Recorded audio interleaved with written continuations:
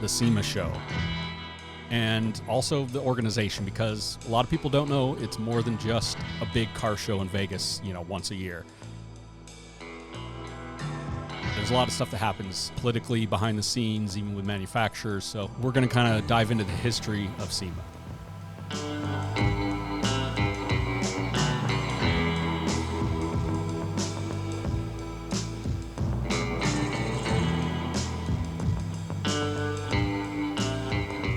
In the past several episodes of Influence and Impact, we've kind of been tracing some of the trucks and the cars that have kind of shaped our industry. But for this one, we're going to go kind of to the industry overall.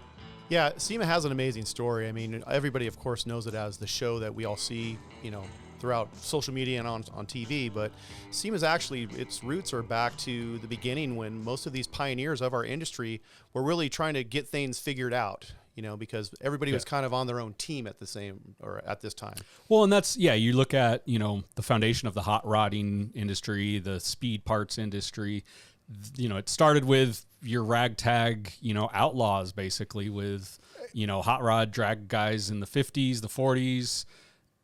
By the time the 60s rolled around, okay, there was companies, there was an industry, there was manufacturing, there was, laws coming in and safety regulations coming in for cars just in general. Absolutely. The guys that came home from World War II that were racing on the dry lakes or racing up and down around Southern California, those guys also had Washington looking at them.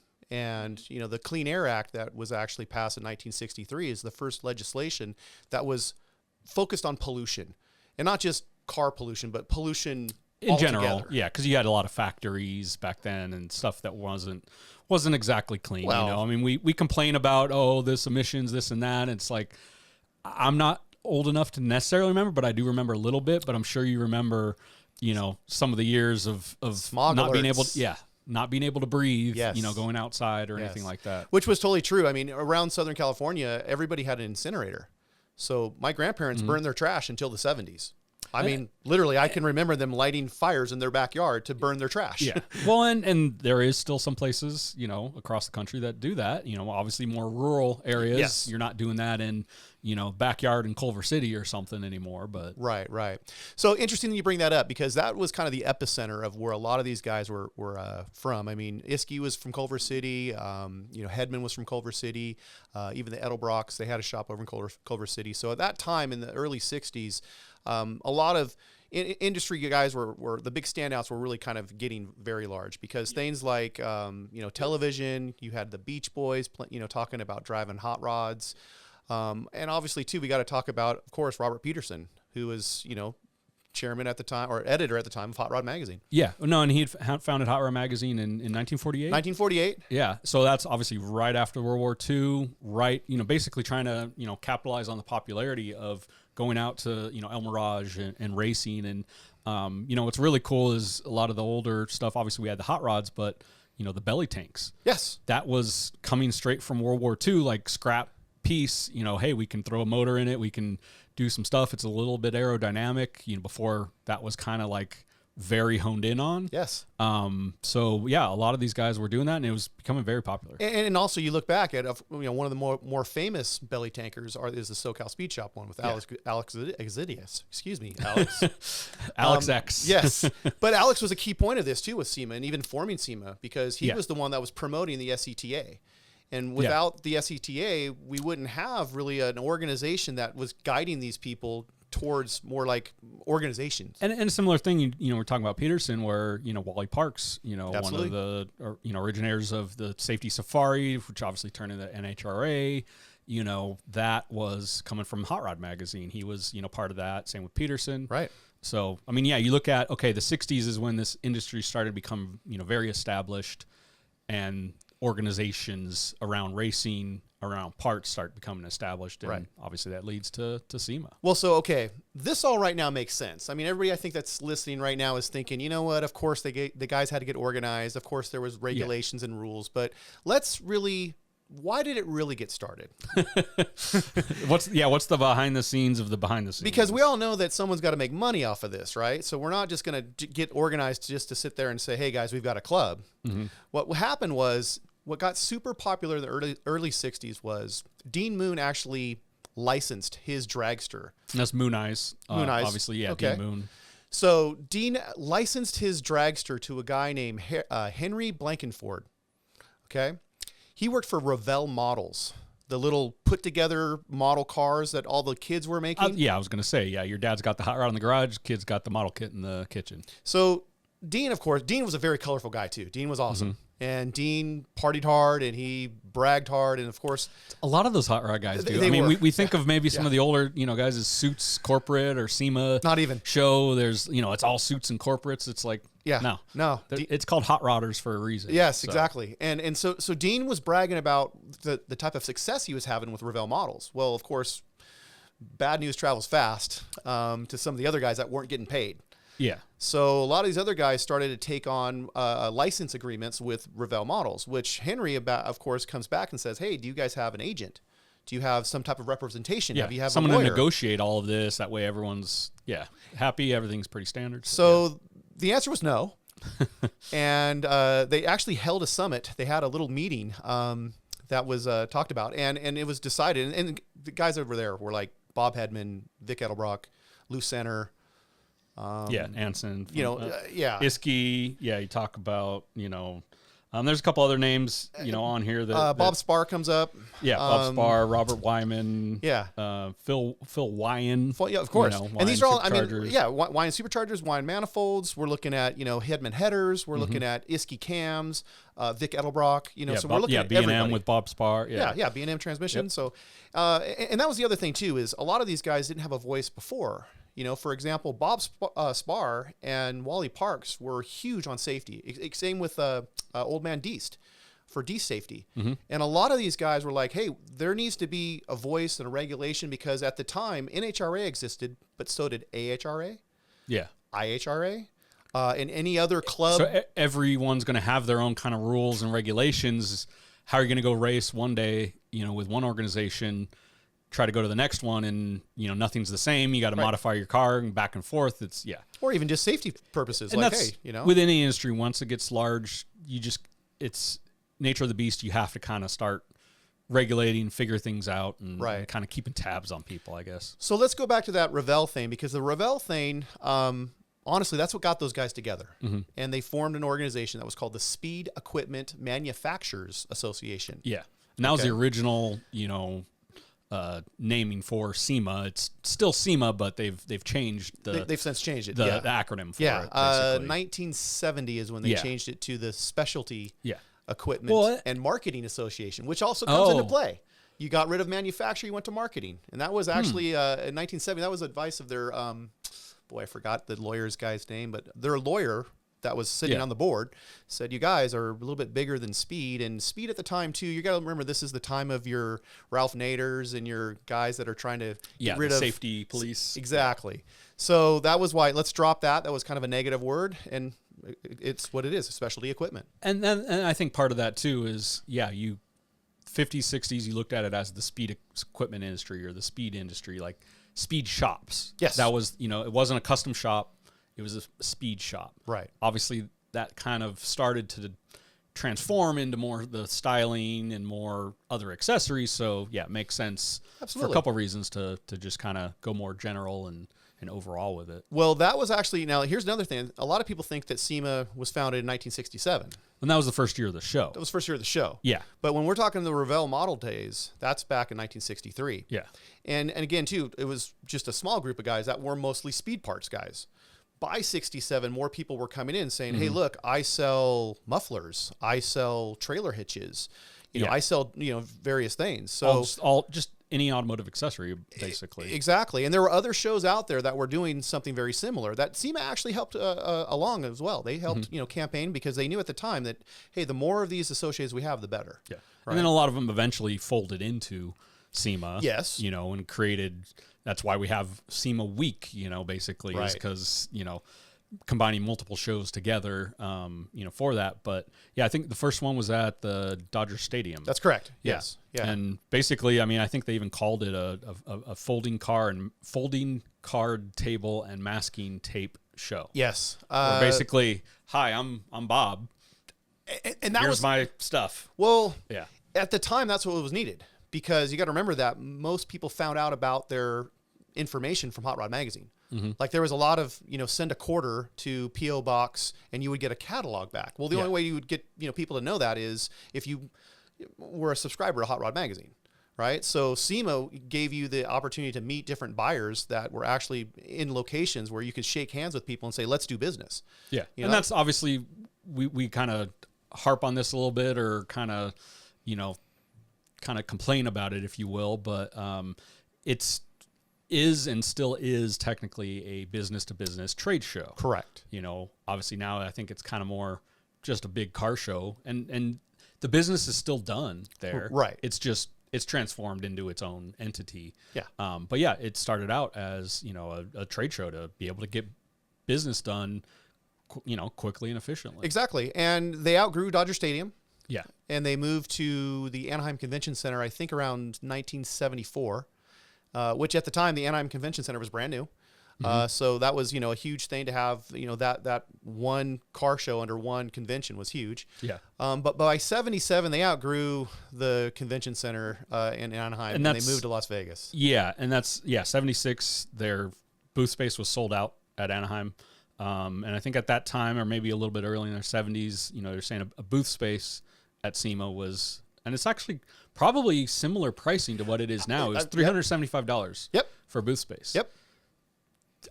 We'd have to do some math, for inflation and for whatever, but that sounds about that. I mean, that's kind of pricey for the early 70s, Yeah. So it's probably similar to what it is now. I would think so. But yeah, so 77, Vegas is when it all started. And you know what? Actually, too, most people from the SEMA organization didn't like Vegas. They felt that it was the wrong location because they really thought that everybody was going to spend their time screwing off all day long, gambling and partying, and no one would come to the show, which was exactly the opposite. Yeah, I mean, well, at the time, it depends. Yeah, right. But it didn't catch on too quickly because again, someone had the foresight to see Vegas as, look, this is going to be a destination. But in 77, in the late 70s, early 80s, Vegas was not a good destination. Well, it was still when, kind of the mob ran Vegas, and it was more about gambling, and the entertainment was there just to basically get you to spend some money. Right. Still a little bit kind of seedy. As obviously the 80s, corporations came in, family, kind of Vegas atmosphere came in, and then it, obviously just turns into, a huge, convention center. Because it wasn't at the Las Vegas Convention Center. No. At the time, it was at the Sands, hotel. Well, yes and no.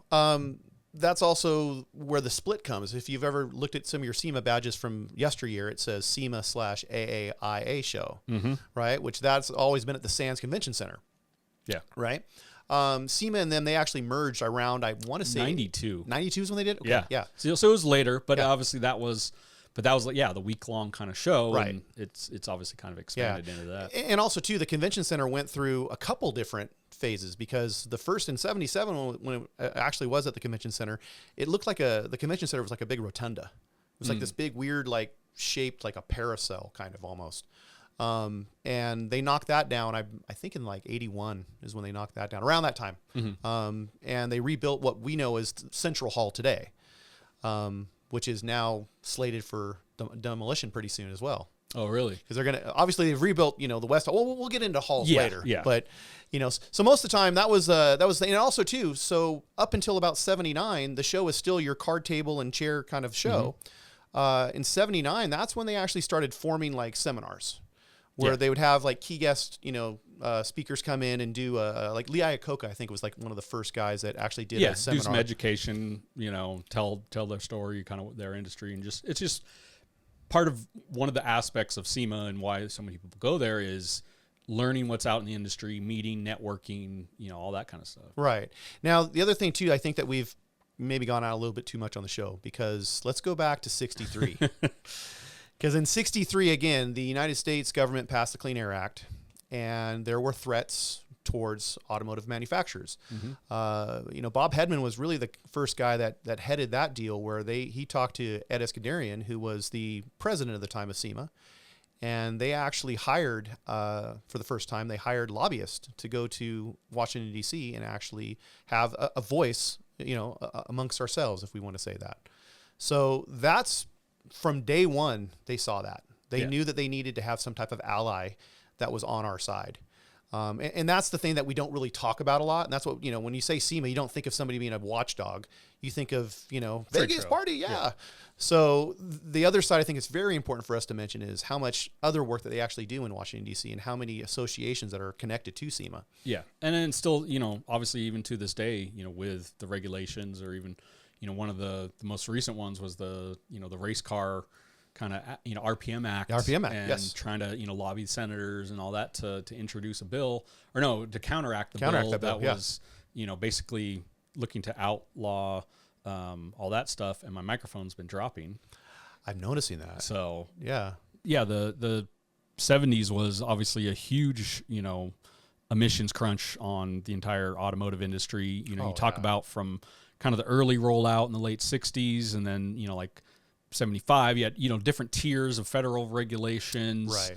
A lot of it obviously based on California, and luckily that's where SEMA's based, and yeah. Well, got the Air Resource Board in California. And like I said, that SEMA's always tried to work with them, rather than completely against them, to figure out how we can navigate around it or still be compliant, but still enjoy our cars. Absolutely true. A lot of the rules and regulations that we have to protect our environment against polluters are based from even people within our SEMA organization. If you look at what, diesel regulations here in California, the majority of those were written by Gale Banks himself through his research. Yeah.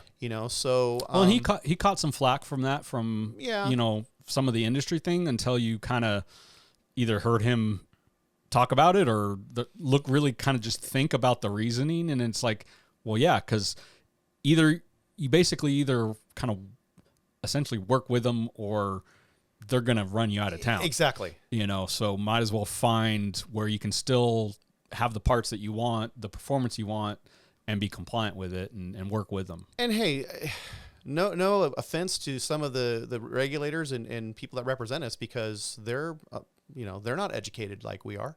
They have no idea what type of, items we do. So if we don't have somebody like SEMA there guarding us, then we're basically, up against an army. Yeah. And they just maybe see some, highlights or some key things of, smoke going in the air and think, oh, this is horrible, this is dirty. That's right. not be representative of the entire industry. Absolutely. Yeah. Absolutely. But, again, SEMA does a great job. I mean, SEMA has other clubs involved that obviously the SEMA Action Network, which is the SAN network. That's one of the things that they look at, and they keep people informed about what's going on in the industry. And I think that's another key thing too, is information, education for people. So they are a very good resource, and obviously SEMA.org is where you get most of your information from. But in the industry, we get SEMA News. Well, and and Tony Thacker, we talked to him a little bit ago, and he was one of the original editors of SEMA News, started in the 80s, and basically, you got a huge membership of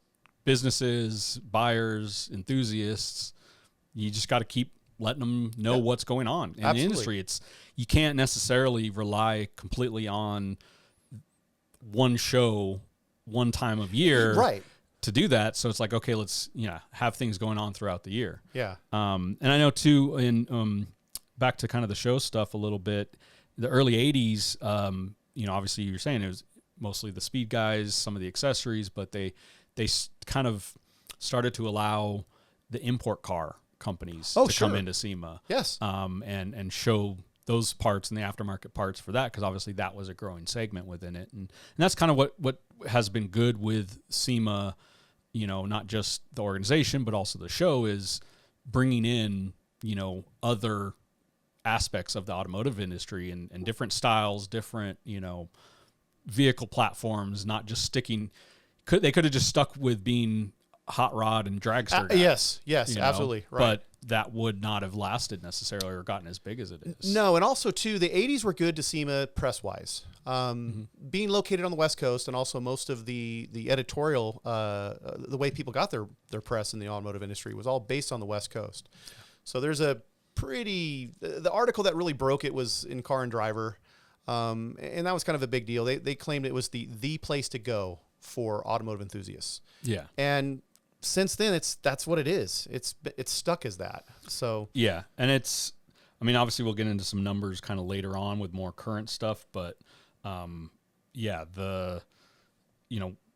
we're talking now, there's, thousands of companies, Oh my God. that are a part of it. They've done SEMA shows in the Middle East, Right.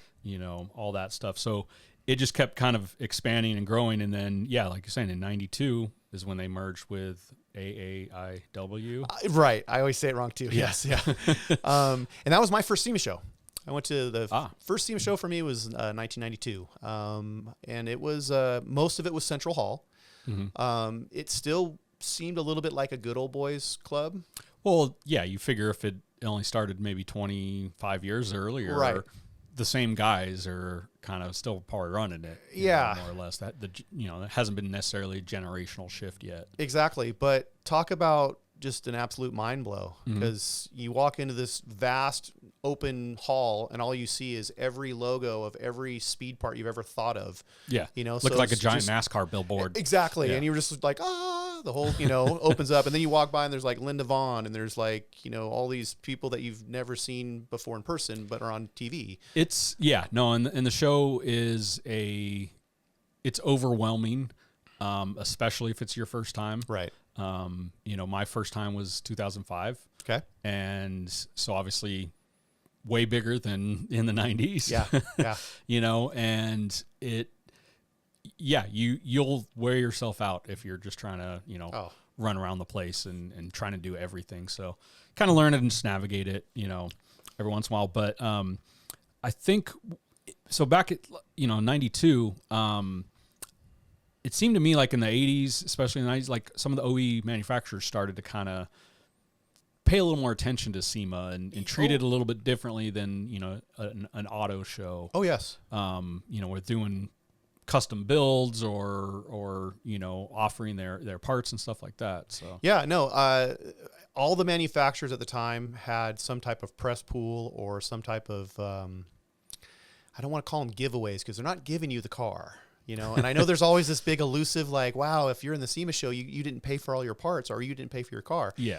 Well, that's not completely true.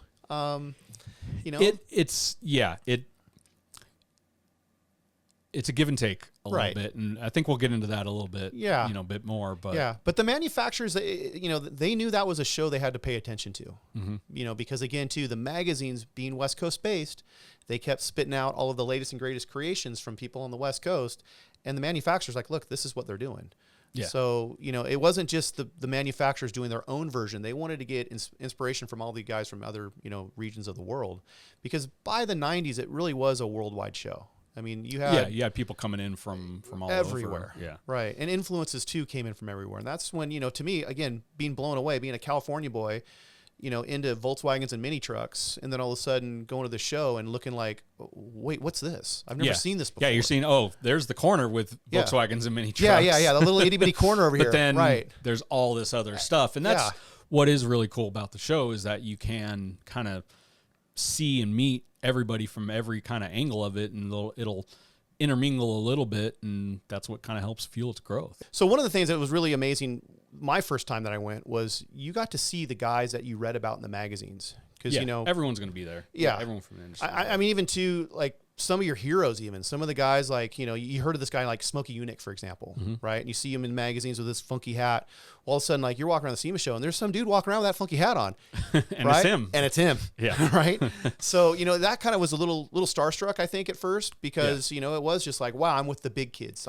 This is the big time. And what's cool, and at least I've kind of noticed and experienced this, is, you do that. And then the next year or a couple of years later, you're hanging out with that guy, right. or you're going to a party with right. with him, and you're doing business with them, and so it all just it's a way to connect a lot of people, not just, hey, these are the new parts we got, check it out. But also there's that other side of it too. There's a lot of stuff that you can see, like, I can remember back in the 90s they were trying to put fuel injection rails inside of injector hats for blowers.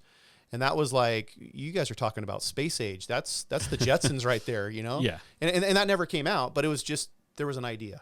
No, and that's, it's always been a kind of key time and a place to debut something, whether it is just your newest applications or parts that year, or something off the wall, and maybe use it to gauge, what the reaction is, and do you want to produce it, or do you need to improve it? You know? Well, let's talk about last year when, there was a certain exhaust manufacturer that was testing a market with electric cars, I'm sorry. Yeah. By having a soundtrack of an exhaust tone, and again, depending on who you spoke to. Well, and you're just talking about Jetsons stuff. Like, yeah, I think our opinion, I think they should have just gone with Jetson sounds versus I totally agree. rumbling Yes. V8 Right. sound and Right. something that's electric. But I think we're going to get into EVs A little bit later. Yeah, a little later. So right. we'll stick with SEMA, and, Yeah. and obviously that ties in a lot too with that as well. But no, and that's it. Another thing too was, I want to build a SEMA vehicle. Oh, yes. I want to build a SEMA vehicle because it is, at least to have a vehicle there, you have to be attached to one of the exhibitors. Exactly. It's kind of funny though. People then associate that with being a high end show car, Right. that kind of a thing. Like, oh, you got a SEMA vehicle. It's Yeah. good. And so then they'll clown on it if it's not this or that, which is fine if that's what it is. It's not good quality, but you also got to remember, the company that makes lug nuts, they might just have a stock vehicle in there. Or it They're might just be trying to for- show off yeah. their lug nuts. Right, they don't I mean, care. maybe they want to get attention and they'll have something a little more done up, but Exactly. they don't need to. So you can't necessarily discount every, that did just threw some wheels on that. Well, yeah, maybe they're a wheel company. Well, So I have to say, as someone that's built a few SEMA vehicles in my time, the first time is amazing. The first time is absolutely. I mean, yeah. same with my red truck that you painted. You Yeah. and our Tom and Tom Blake, and Blake painted yeah. in your shop. Yeah. That Right. was a You dream goal about of that. mine. That was a dream of mine. Right. And yeah, we've had several vehicles there since, and it's still enjoyable to do it. But then it's like, obviously, yeah, the starstruck, luster is gone. I but look at it it's- this way. it's still enjoyable. I didn't play sports growing up. I mean, a little bit here and there. Yeah. Right. To me, there's a SEMA season, Mm-hmm. and you treat it as a season because everyone would think, and everybody always says, like, why don't you start on a SEMA car like when you have a whole year Earlier, yeah. right? And honestly, it usually happens about September is when people really get serious, and all of a sudden you try to make a SEMA run, and that's the SEMA crunch. Yes. And that's, I've kind of looked at it a little bit as or people that are kind of complaining about that or saying that. It depends on who is the builder and Exactly. what they're doing with it. Chances are it's a shop. right. So yeah, maybe it's the customer's vehicle that is a SEMA, vehicle, and they've been working out for a while and this is just the final push. Right. Or it's, if it's a shop project, then yeah, they're focusing on customer stuff throughout the year. And okay, well now it's time to just get it done. Right. And it also, I kind of think everyone switches into SEMA mode. There's that Whether as it's well. a manufacturer, Yes. company where it's just like, okay, get it done. Well- I remember even too when I worked at a company called, Icon Media, where we did a lot of catalogs, websites, brochures, Right. photo shoots, posters, all the materials for the SEMA show. Right. That was our gnarly time. Yeah. That was 12, 14-hour days. And you just, at that point, I didn't think of weekends. No, I just thought of hours in the day. it's always That's it. days to SEMA. Days to SEMA. There's always Yeah. days to SEMA. And it's ugly to hear it when you're in the middle of it because there's anxiety. I mean, it packs you. You're like, even right now, as we record this session, I think we're 7 days to SEMA. Yeah, I mean that's we're going a little inside baseball of SEMA was a really great show this year. It was awesome. Yeah, we are recording this the week before SEMA, and it'll be coming out obviously after SEMA. So that's a little bit of inside, but no, and that's same thing. We're not bringing any vehicles this year, but we're working with Beltec on their anniversary, their videos with posters, with designs, with judging, with TMI. So there's a lot of prep, even if you're not building a vehicle or setting a booth up. There's a lot of prep. Basically, all the industry just kind of locks into SEMA mode this time of year. Exactly. And that's the other thing too. It goes back to, I didn't play sports. I also didn't join a fraternity. So in essence, SEMA's the fraternity. Yeah. These are your buddies that you see every year that you're always trying to outdo each other. I mean, that's the other thing that's really funny about it. Like, look what I did, And it's not necessarily even outdoing each other. It's kind of being proud of each other. Yes. It's like, oh, dude, that's Like awesome. You did that. yeah. Oh, yeah, I did this. Like, it kind of brings all that together. Yeah. And then, obviously, especially with different vehicles, you're able to get different ideas, you Right. know, cruise around the show, not just talk to people, but yeah. And Oh, I've done that before. I've done that before. I've walked around and been like, oh my God, that guy's blowing my mind right now. And I've walked around and said, oh my God, that guy's horrible. Right. I mean, like, oh yeah, there's just so many things. I mean, that's, you know, it's a just big mixed bag, basically. You know, I think I was going to save this for a little bit later, but there's a lot of jokes that go around, Oh, yes. you know, with SEMA and stuff and SEMA builds. And obviously a little bit later, you know, huge trends of giant lifted trucks, you know, obviously just only built to get attention, you know, but big, huge lifted trucks, you know, with chrome and powder coated suspension, chassis underneath. And they're just basically mostly there for the attention factor. Yeah. And we joke that they all have, or a lot of them have, Bluetooth drive shafts. Oh yes. Because, you know, they may not have engineered it that angle right correctly, or they try to go too high than what their ability to set up and properly, you know, connect the front drive shaft. Well, I know I'll probably get the hate mail, so it is Marcel at Auto Revolution there. But honestly, it's the guy cheaped out because you can just cut and turn the axle and put any drive shaft you want. Yeah, but Bluetooth only is the better one. No, I'm trying to remember the first year or time I heard that. I mean, it was at least probably. Oh, it was probably obviously when Bluetooth kind of first was coming out in Yeah. the late 2000s, Yeah. and that's when the lifted stuff was getting pretty big. Yeah. But yeah, that was always a pretty good one, or we call SEMA done. Yes, You know, it's where SEMA done. it's Yeah. maybe it's not wired, Mm-hmm. you know, maybe it's not completely finished, or the interior's not there, but it's there and looks good, and it does what it needs to be there in, you know, some parts company's booth or something. And look, there's different levels of SEMA cars too. You could be a pusher, right? Yeah. You've could- done that. I've done that more than once.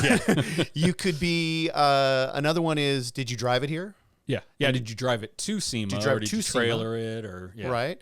I remember that the greatest thing I thought was when blue tape came out, when the 3M blue tape, painter's tape came out, because it was low tack, and everybody thought that was going to save their car's front end from driving it across driving the to desert. Vegas or something. Right, Yeah. and they don't realize that it's like the cheapest 3M tape that's made.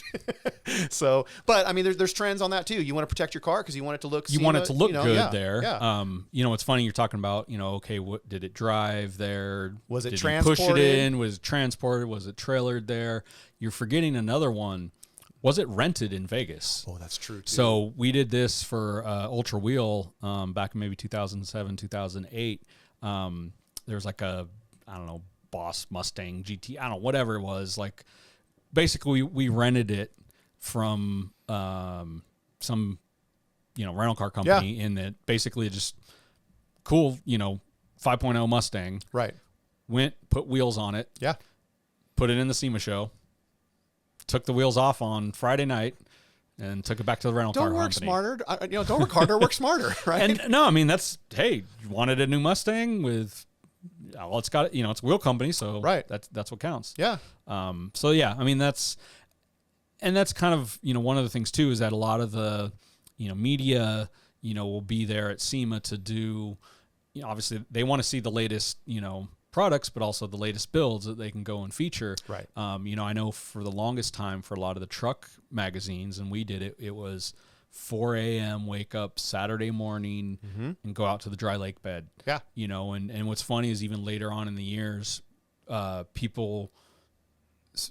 people would say, like, can we shoot it? Like, I want a lake bed shot. Right. You know, whereas, like, to me, it kind of got a little boring. Yeah. Whereas then you knew, like, from February through June the next year, It's all going to be everything was going to be, you know, mountain background and dry lake bed floor. But but it was just, hey, how can we capitalize and get, especially if someone's from back east. That's it. You I know? mean, what other place in the world can you get the collection of those type of vehicles in one spot at one time? I mean, you're on the plane for how many other weekends out of the year as a magazine editor trying to get all of the content you're trying to put together, but now you can get it in one morning shot. So yeah, dry lake bed, see you there. Right. Well, and that's, and I think at least when I started going to SEMA, kind of the, you know, the outside feature vehicles, you know, there's like the gold lot, Yes. and Which is now the West Hall. Yeah. Which is now the West Hall. And then now there's also the silver lot, the platinum lot, the wood lot. How about the green lot? Green lot, the diamond lot, I don't know. There's just, it's kind of funny. There's been a couple years at SEMA where you didn't even see one little area. Like you didn't even know that there was anything there. Well, that's the other thing too. Let's talk about the size of this show. Yeah. Because And it's pretty substantial. Yes. Right? Because when we are talking to you, maybe let's also try to paint a better picture of this too. The automotive aftermarket, as of 2022, I think it overall was worth about $46.5 billion. Yeah, 40-something $billion. Billion. And what's interesting is I remember mid-2000s hearing figures, and obviously we'll talk about inflation, whatever. Right. But I remembered hearing that it was a $10 billion industry. Right. So if you look at even in the last 15, 20 years, yes, it's quadrupled the industry is quadrupled in value.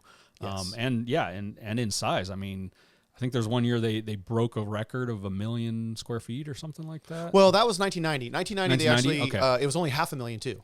Well, yeah, there was 500,000. And that was a huge deal. Square feet. Yeah, that was, I mean, they even had banners of that even into like 95 when they're like, saying, hey, we're over 500,000 square feet. It's kind of like the McDonald's, it totally 2 was. billion served. Yes. But, we also got to look at things that times that happened, other milestones that helped our industry grow. I mean, you start looking at the Fast and Furious. Mm-hmm. You start looking at Monster Garage, everything, talking about American Dub, Hot Rod, with the celebrity Dub magazine. cars, Yeah. Well, Dub's parties. I mean, come on. Yeah. If you know what the beach is, which was directly across, it was a nightclub directly across the street from the Las Vegas Convention Center. Yeah. Well, Dub magazine, they were the new kid on the block, and they couldn't even get into the show for what money that they needed to really make a splash there. Yeah, they would have just probably been a 10 by 10 or 20 in the corner, and not going to be enough to do anything. Another AAA club registrar is what they would look like, right? So they went ahead and they rented the nightclub across the street and invited. I mean, I saw Snoop Dogg in there. Yeah, Right? I remember.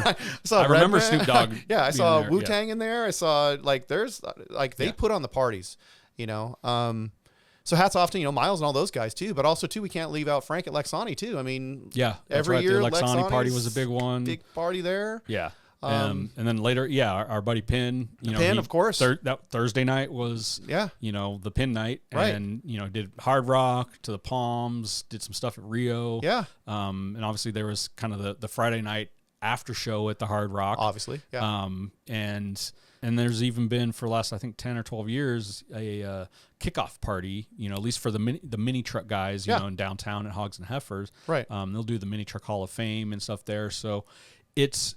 The show's Tuesday through Friday. Right. Obviously, people get there week before even, start setting up, the booths. Obviously, you got to deal with the Freeman, the union construction Teamsters, guys, the Teamsters, the guys that, hey, you can't carry that box, or you can't wheel that in or plug this in yourself. And sometimes, a little bit of Vegas,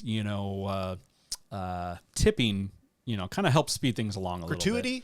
Gratuity. There you go. Yeah. Keep it legal. Yeah, let's keep it legal. I remember a few times of that happening of, some cash or some presents and gifts and stuff just to, hey, just take this Comrie for me. Merchandise. Yeah. Just take care of this for me. Yeah, exactly. So, because it is kind of a little bit of a chaotic, situation. The aisles are all... I mean, full of crates and everyone's trying to do everything all at once. I've set up 9, maybe 10 SEMA shows myself where I'm the person in charge of it. Yeah. And they send you a book in April that's about that thick, right? And it has every single thing you need. Like all your questions are answered in the book. Yeah. It's just...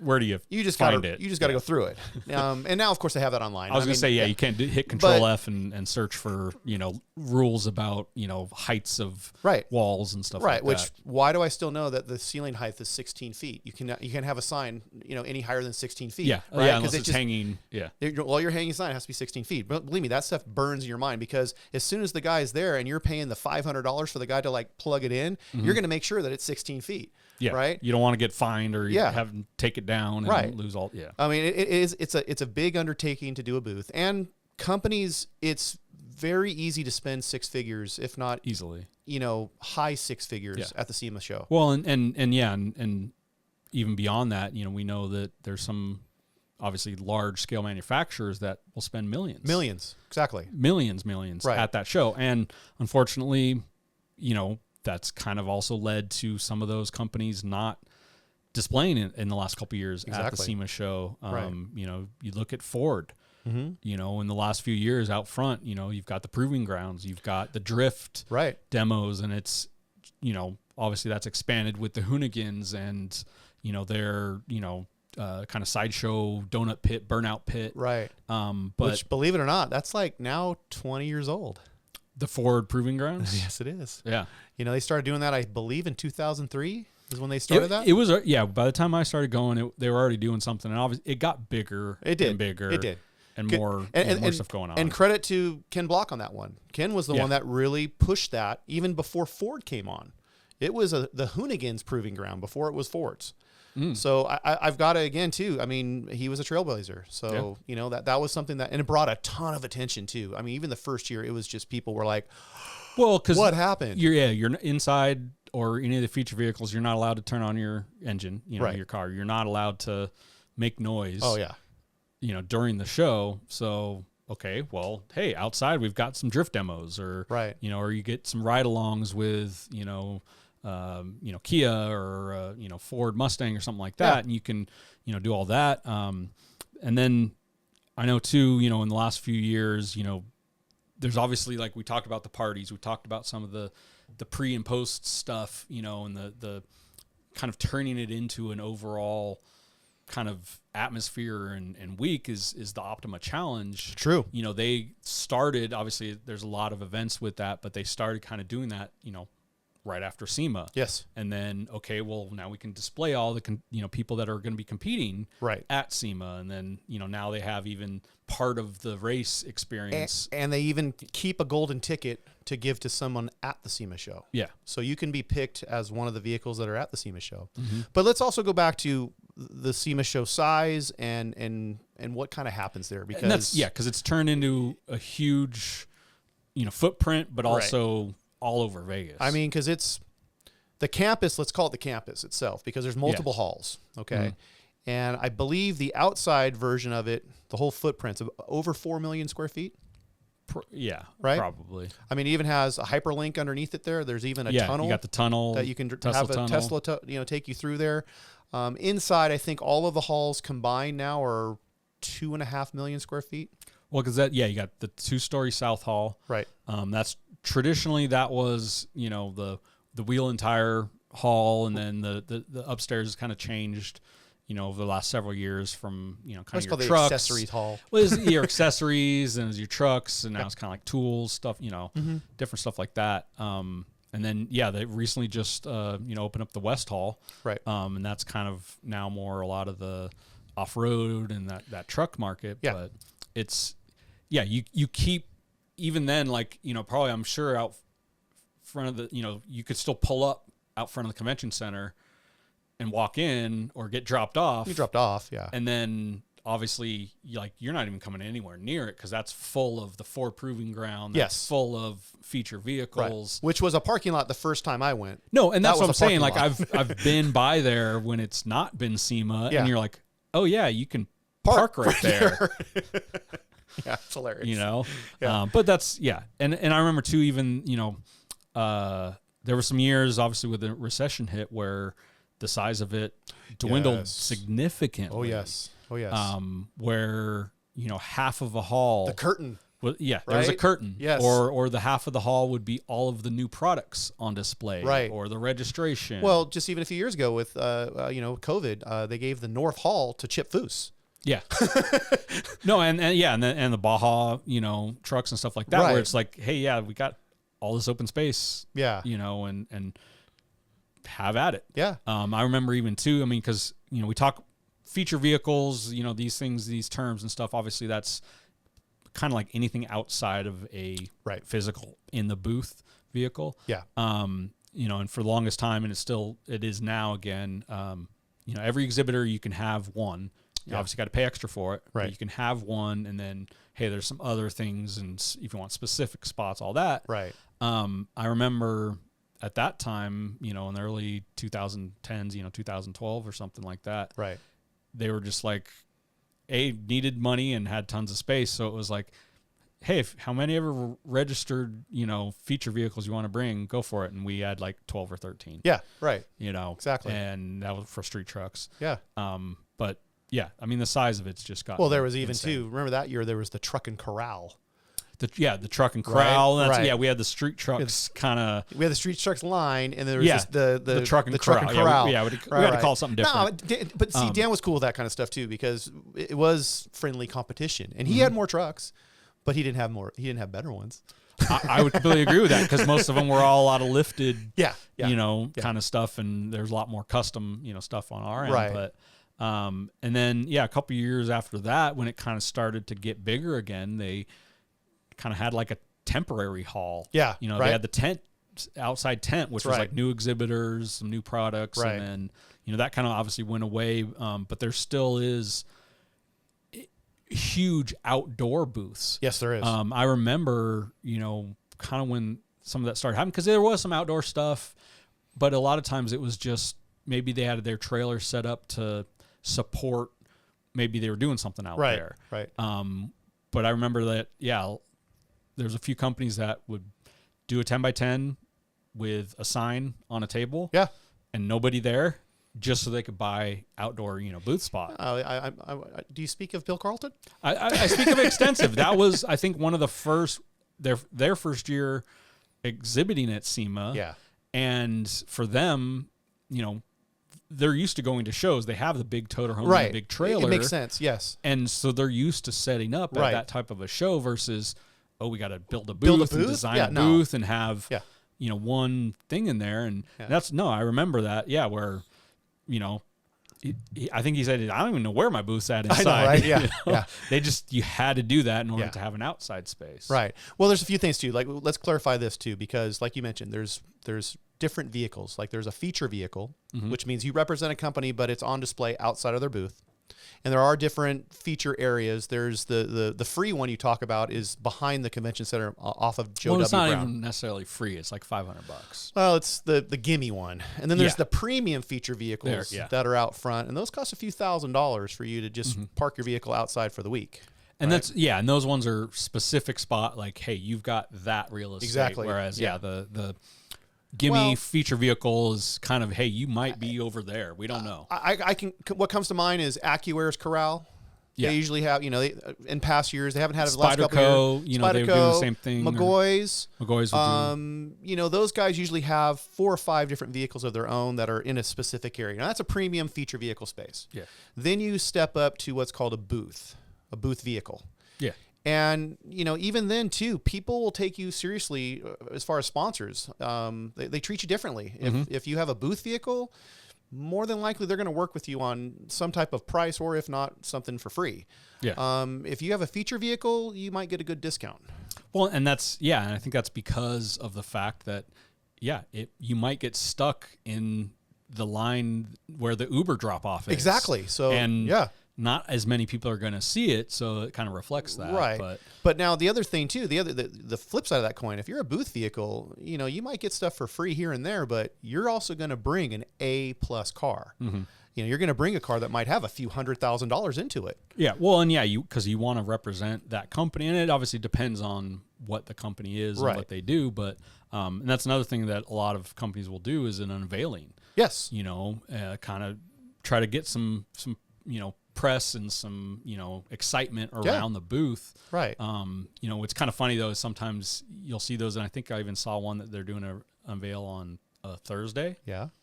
So it's like, so what? You're not going to show it for the first 2 days? I know, right? You're going to have a cover on it for. I mean, like, come on. Or they're just anticipation's just killing me. Call it something different. Just call hey, a meeting or a announcement, press or conference. Press conference. Yeah. There you go. Right. But so doesn't have the same ring to it. So also too, the other thing that everyone, I mean, this is, as soon as I say that I'm in this industry, everyone always asks me, can you get tickets to the SEMA show?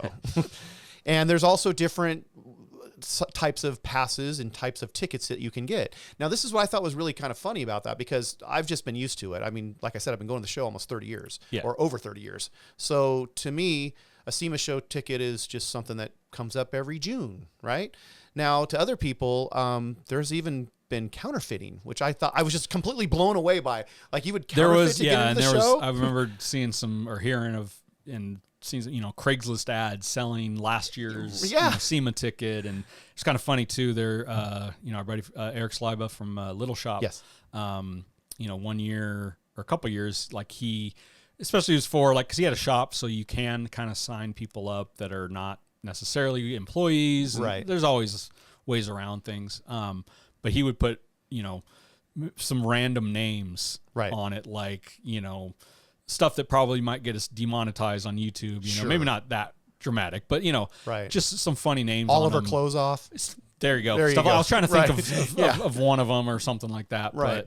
But some is funny, but there's the spouse passes, or there's industry guests. There's all these things, and generally, if you're in it and you really want to go, you know people and you can find a way, but it's not open to the general public until the last couple of years. Yes, where they have a public day is on Friday, and it starts at noon. Now the show does close that day at 4. Yeah.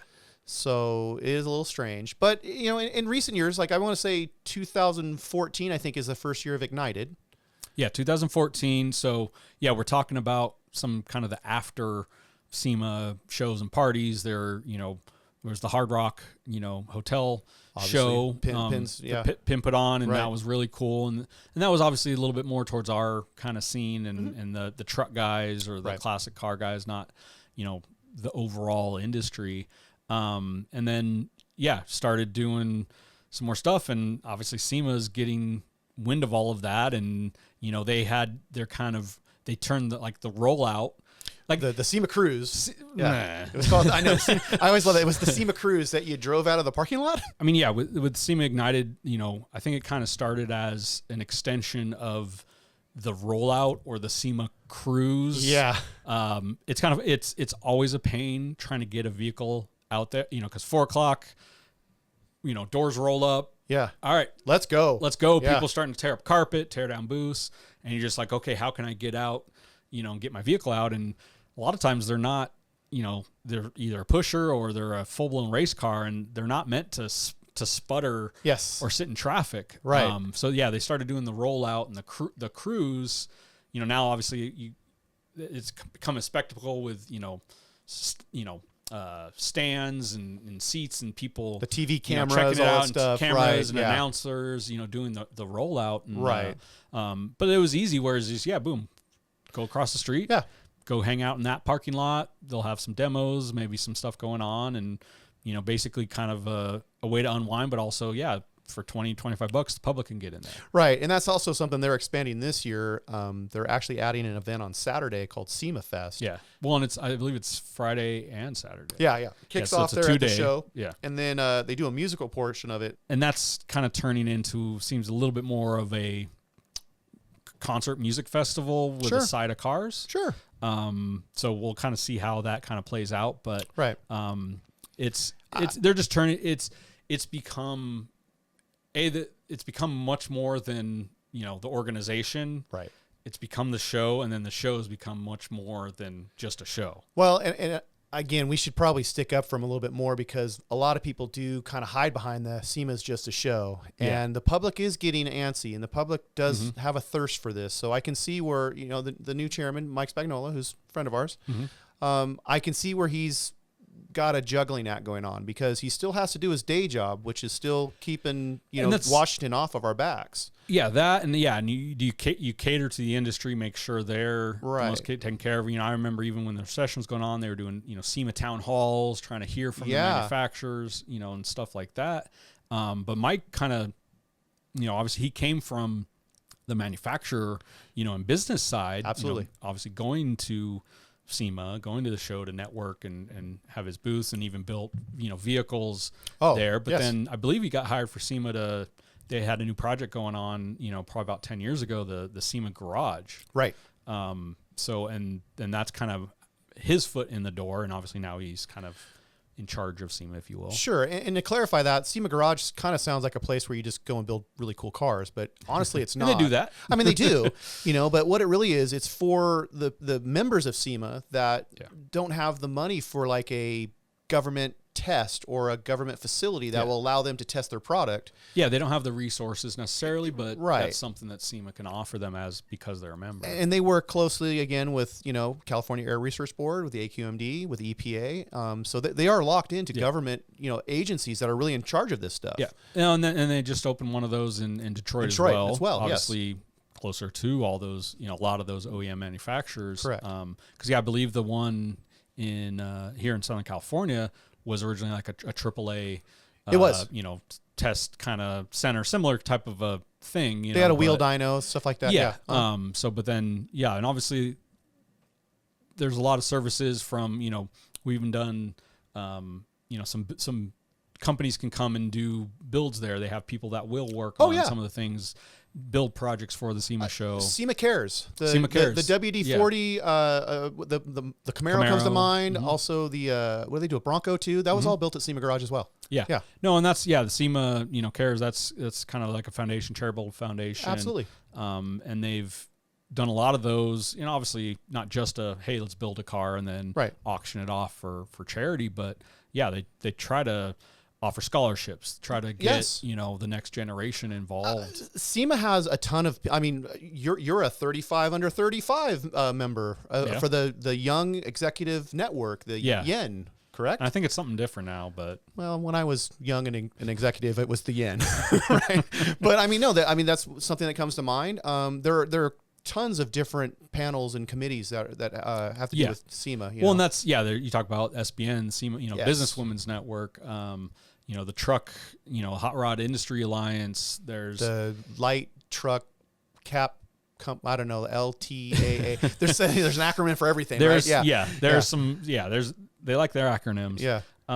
But no, and that's what's happened is there's becomes kind of something for everybody in the industry to be able to connect with their like-minded people, but also outside of their usual kind of circle. Yes. Well, and also too, SEMA is known for the board of directors, which are all people that are still ownership or some type of employee of the members. So just like the original members did, you're going back to Iski and Hedman and Edelbrock and all those guys.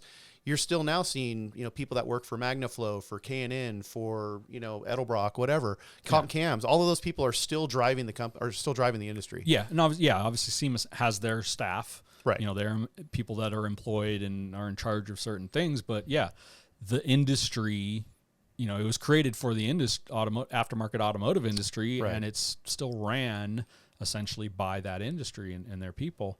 But they've expanded, the show. Obviously we've talked about all the parties. We've talked about, all of that stuff, but that could be a totally different podcast too, honestly. What happens in Vegas? That's true. Stays in Vegas. That's true. Right. There's a hole in the desert. But, obviously in the last couple of years 2020, we didn't have a show. Yeah. There wasn't a SEMA show. There was a virtual, SEMA 360 kind of a thing. Yeah. Right. Instead of, debuting your car at the show, you uploaded some pictures. Right. But hey, they had to try they had to roll do with what it. they could. Everybody was trying to figure out what could happen. But, it bounced back. The next year was a little bit lighter. But, last year at SEMA, or this year, last week at SEMA, was just, crazy. And it felt like there's your normal kind of SEMA. Look, there's always at least 150 to maybe 170,000 people at that show. Yeah. And that's a lot. That's a lot of people. It really is. It is crowded. Yes. But still, when you think of 150,000 people at a convention center, that's a lot. But it's expanded that much. Yes. One quick thing I want to kind of run back because, we talked about some of the feature vehicles. There's kind of always seemed to be a popular theme each year of maybe what people are debuting, what they're building, what's the hot vehicle that all the companies are coming out with new parts for. So, kind of obviously I had to list some of these out because, let's hear each kind of year. So let's kind of maybe go back in time. So Okay. we'll start, with the last, couple years. Obviously, EVs, that's been a popular thing in the last few years. Right. Even SEMA did a whole EV swap gallery, basically. In the North Hall, that's right. In the North Hall. Next to Battle of the Builders. Yeah. We've seen more custom, Teslas or some of the EVs. Or just swaps. And just the swaps, in general. But you kind of go back a little before that, I think we're like, okay, well, a lot of times it is what's the newest kind of cool vehicle. Right. But it is just still funny when you see it. So like I remember one year there was, the Jeep Gladiator had just came out. And so you basically went through every company that Had a made Gladiator. parts for a Jeep or was an off-road company or a tire company, and they had a Gladiator in their booth. Yes. Obviously after that it was Didn't we the Ford Bronco. But weren't we calling that the Maximus year? Because remember Maximus Gladiator, the movie, weren't we? That was the Maximus year. Maybe it was an inside joke with someone else. Sorry. I do not know. But yeah, the Ford Bronco, Yes. the new one, that was kind of another, that was basically the same How about the year that it wasn't there? Remember, because there was the year that everybody wanted the Bronco 2019, right, and it didn't show up, and boy, people were hot. I mean, I remember hearing somebody said, I drove from Canada to see that thing. And I was like, wow. Yeah. They were kind of teasing it, but they weren't. There was none of them at the show itself. No. But yeah, you go back even a couple of years, where with us especially, with the C10s, it was SEMA 10. Yes. Where that was the hot ticket, where even if it was a company that wasn't related to the C10s, they made like an C10s. oil company or a whatever like that, they had to have a C10 because that was the hot, kind of thing to have. 2010, you're talking, the Camaro, the Gen 5 Camaro, that was a brand new thing to come out. Well, okay, that's going to be in everybody's booth. 2005 was the reboot of the Mustang. Yeah. Right? Yeah, so that's kind of, the retro Mustang. Yeah. And a little bit later around that same time, you're looking at the Chrysler 300. Oh, my God. There was a million of those at SEMA. Yes. Same with the Chargers. Right. You look at the 07, kind of 2008 Tahoes or the Escalades. Like that was kind of that was the baller years. The baller years, the thing for a time. Yeah. And obviously you look back before that with the trucks with, like the 03, 04, the F-150, Super Duties, all that. It's like I said, there's a little bit of everything at the show, but it's interesting seeing what, is kind of the most, popular or most customized of that specific year. Right. Basically, hey, this is where either the trend's going or where people think it's going to go. Exactly. And that's why they're capitalizing on it. And you'll see the, different materials too. I mean, remember the 50 Shades of SEMA? Where it was every car was Nardo, it was all Nardo gray and that concrete gray that everybody painted their cars that looked like primer. Suede was like its debut was SEMA, like when everything was wrapped in suede, and that of course removed everything that was wrapped in tweed before. So you do see trends kind of come and go. One of the trends I've seen lately is, you're talking about obviously wrapped, but you're talking about interiors, but just wrapped vehicles. That Wrapped became TiVo. a very, remember there was a company that was sponsored by Meguiar, or part of Meguiar's was Wrap TiVo, and it was an actual service that they wanted to come and wrap your car.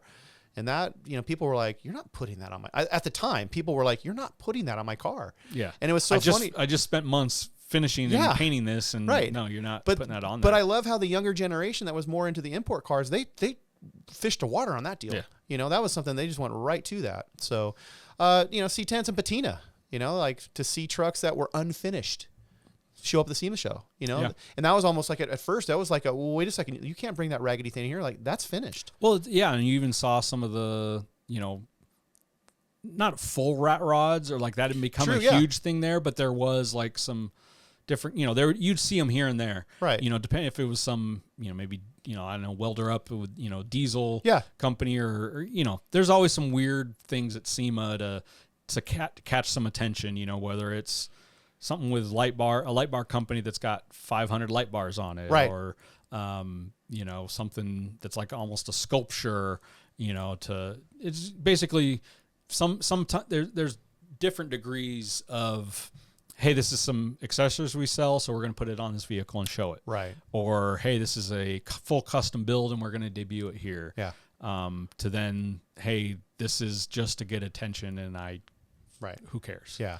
You know? Well, let's leave with this, because I'll leave a little gem for everybody here to get onto Instagram and to view this. Every year there is just the most unusual amount of people at the SEMA show. So there's a Instagram account called The People of SEMA. Obviously, we know that the people of Walmart. Yeah, and basically you're seeing the exact same kind of people. It will not disappoint. Yes. It will not disappoint. So yeah, we should really kind of let everybody enjoy that part of it, because obviously we've got to rest up from what we did last week. So Or next week. Yeah, Something. I don't even know what day it is. 7 days. 7 days till SEMA. That's true.